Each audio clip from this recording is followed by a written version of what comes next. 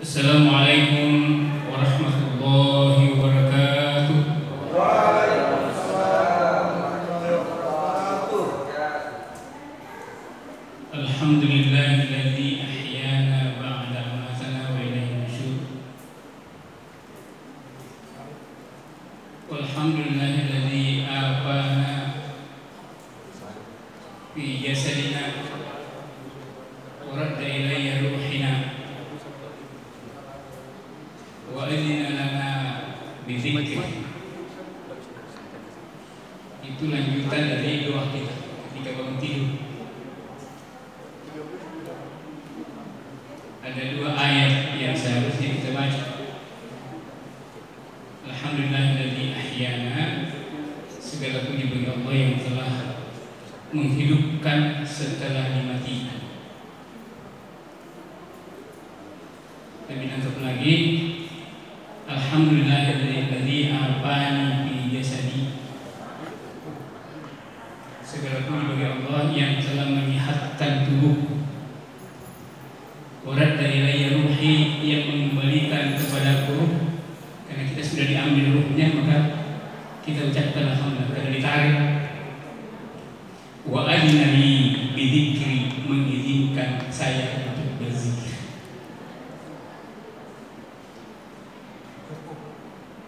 Wassalatu wassalamu ala asyrafil anbiya'i wal mursalin wa ala alihi wa ashabihi wa man tabi'ahum bi ihsan ila yaumil qiyamah.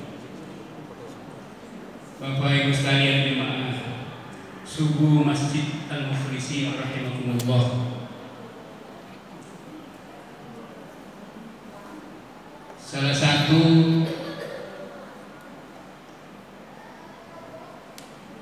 hikmah dari pelaksanaan puasa ini adalah bagaimana membentuk dan membina kebersamaan.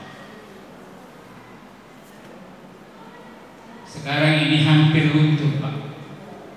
Bertetangga tidak tahu siapa namanya. Kenapa? Karena sikap individualisme itu sudah merajalela kita.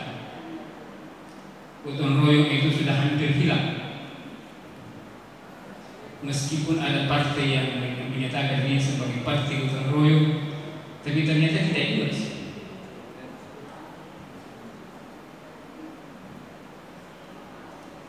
Oleh karena itu, judul ceramah kita pada sore hari ini adalah Islam dan Penegakan Kebersamaan. Seperti kita tahu bahwa menikmati kebersamaan itu sebenarnya ada sesuatu yang niscaya untuk kita lakukan. Apatah lagi kalau terjadi musibah pada saudara-saudara kita. Sekarang ini ada dua daerah yang sangat parah, yaitu Malang dan NTT.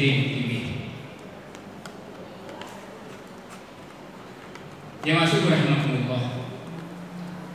Di dalam agama ada 3 pola hubungan yang ditanamkan oleh Allah kepada kita. Seperti di dalam Al-Quran Allah berfirman, Duribat alaihimul dhillatu aynama tuqifu illa bihablin minallah wa hablin minan nas. Allah menanggap hina seseorang itu, apapun jabatannya, apapun status sosialnya, jika tidak bisa membangun hubungan Allah, dirinya dengan Allah, dan hubungan antara manusia dan sesama manusia. Ada lagi satu, hubungan manusia dengan alam sekitarnya. Saya memang sudah terlambat. Sekarang ini baru digalakkan tentang fiqhul bi'ah, fikih lingkungan. Padahal dari awal Allah berfirman, Dhahara al-fasadu fil bahri wal bahri bima kasabat aydin nas. Terjadinya kerusakan di bumi, di laut dan di darat sebenarnya adalah akibat ulah manusia. Ya masuk rahimahullah. Dalam bahasa sederhana, hubungan pertama itu disebut dengan hubungan keberagamaan. Yang kedua adalah hubungan kebersamaan. Yang ketiga, hubungan dengan Allah disebut dengan hubungan kemitraan. Kalau kita melihat atau membaca diritan para sufi, ketika ada daun yang dipetik tanpa digunakan, sekedar saja, para sufi itu mendengarkan diritan daun itu. Dia mengatakan, aduh celaka aku, saya diciptakan untuk kepentingan manusia, tapi saya dipetik, tidak dia apa-apain.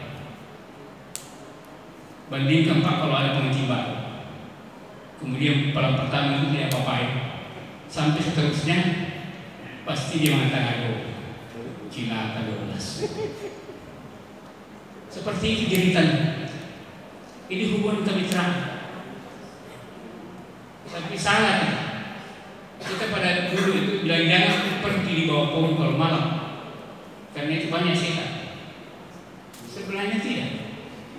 Kalau malam itu pohon itu keluarkan apa sih, saya tahu istilahnya. Tapi kalau siang kita berlindung di bawah pohon, justru apa namanya, pohon itu memberikan kita suatu kesehatan. Itu namanya kemitraan.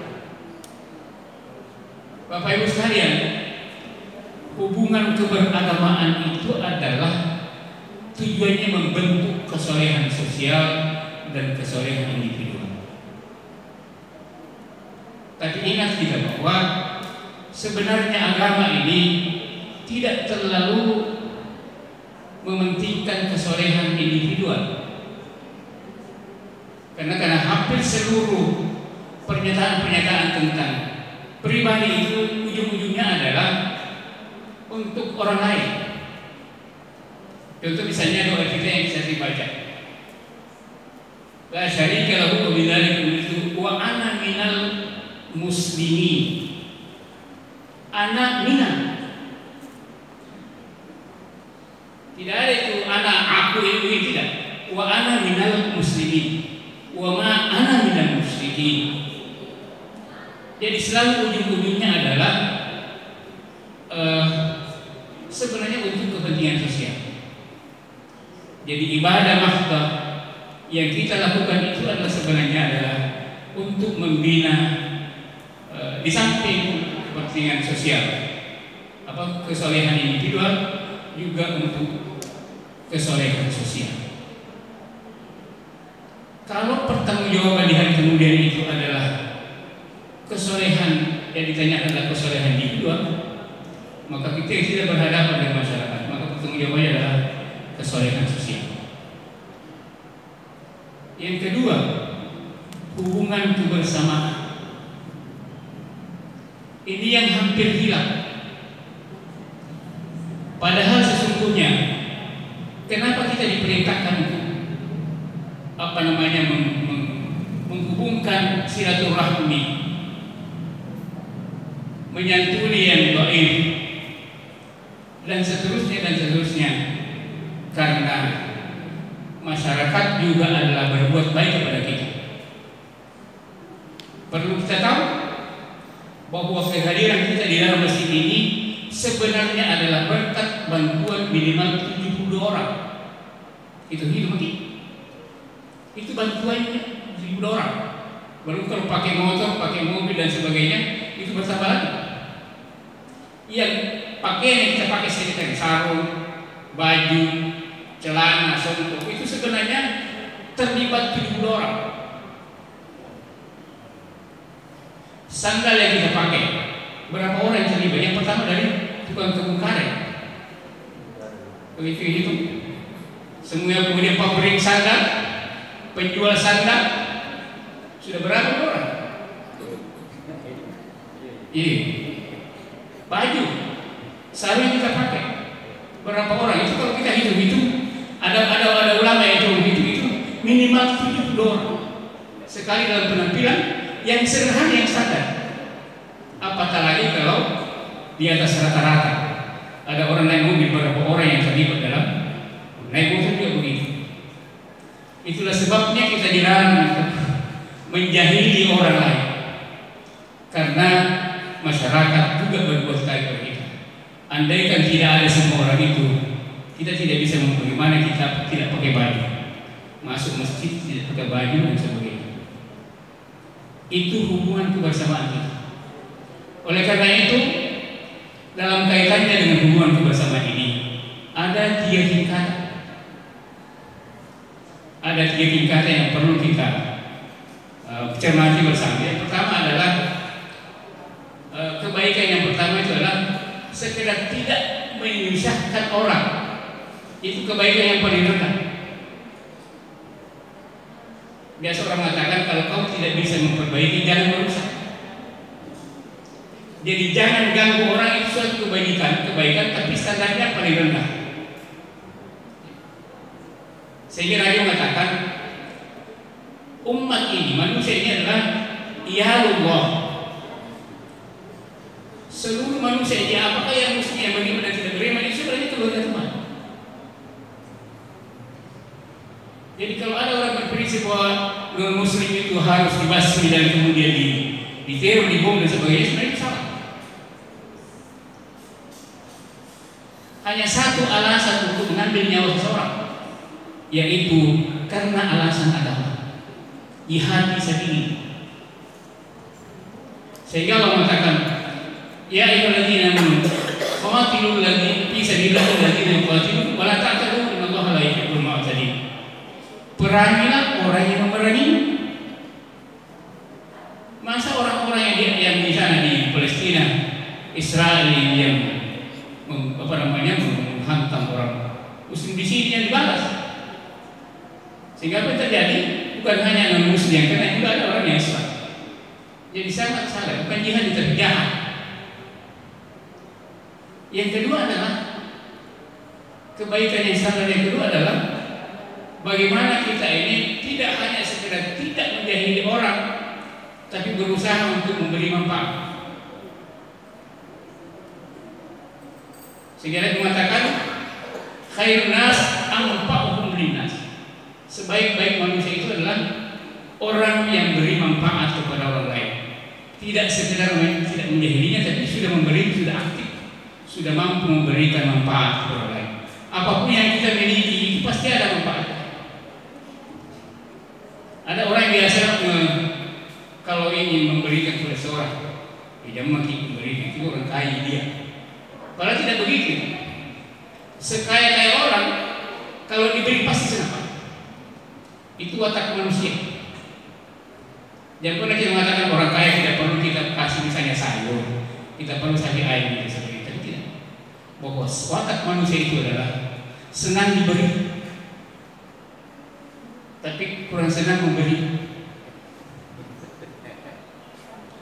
Kenapa? Karena Allah mengatakan bahwa ukhbiratul anfusus sufa. Sudah menjadi tabiat manusia itu adalah kikir.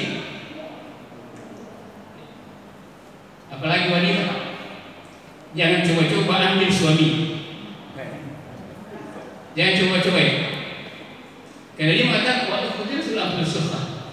Saya pernah ibu-ibu majelis taklim dari istri para pejabat di ceramah, Bu, mau kita masuk surga? Dia bilang mau. Nabi mengatakan barang siapa yang menikahkan suaminya maka akan dibarukan istana di hadapan dia surga. Bilang jangan. Saya bilang, Bu, bagaimana kita tidak mampu itu tua sudah 50-60 tahun. Apa yang dia bilang? Dengan inti mengatakan, ambil di botolnya, jangan ambil air, ambil airnya, jangan ambil botolnya. Ini gayanya Bapak Ibu sekalian. Sama sekali tidak. Itu yang kedua. Yang ketiga adalah kebaikan yang ketiga adalah bukan sekedar tidak menjahili, bukan sekedar memberi manfaat, tapi dia mampu berbuat baik kepada orang yang menyakitinya. Itulah kebaikan yang paling tinggi, dan itu yang dilaksanakan oleh Rasulullah SAW. Allah berfirman, "Fabima rahmatin linta lahum walau kunta faddan ghalidha." Andaikan kata Allah, Muhammad ini bersifat keras, kaku kepada umat ini Anda akan ditinggalkan. Tapi karena kau bersikap rahmah, maka mereka terang. Ini misalnya dibuktikan. Ada seorang yang selalu melempari kotoran Nabi ketika mau ke masjid. Lewat di depan-depannya, dilempari kotoran. Nabi kalau mau lapor itu bahaya. Tapi Nabi dia tidak pernah melapor kepada saya. Kalau habis dilempari kotoran, ya bersihkan saja. Suatu ketika tidak ada lagi orang itu, tidak ada yang melempar.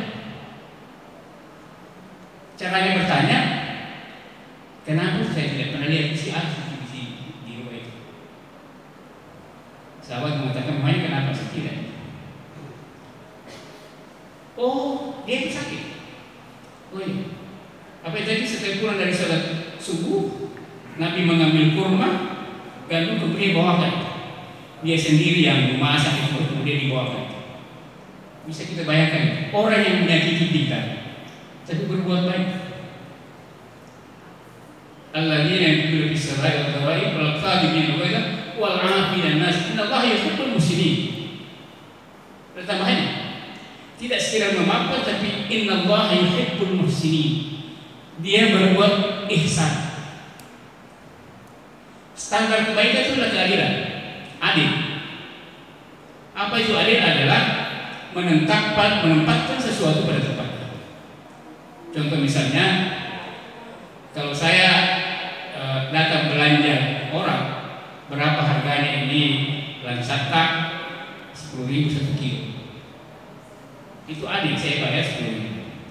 Tapi mungkin karena penjualan saya itu kenal saya, ini ustaz yang polisi, tambah baik, dia tambah dari itu namanya ihsan. Jadi marilah kita sebenarnya minimal standar pertama itu tidak menjahili orang, tidak menyakiti orang. Tapi kalau kita mampu, marilah kita memberi manfaat kepada orang lain. Dan kalau kita ingin betul-betul menjadi orang-orang muttaqin, maka berusahalah untuk memaafkan dan berbuat baik kepada orang yang menyakiti kita. Sehingga dengan demikian kita akan menjadi orang-orang yang soleh dan solehah, baik secara individual maupun secara sosial. Demikian cara singkat sebagai pengantar diskusi. Billahi taufiq wal hidayah. Wassalamualaikum warahmatullahi wabarakatuh.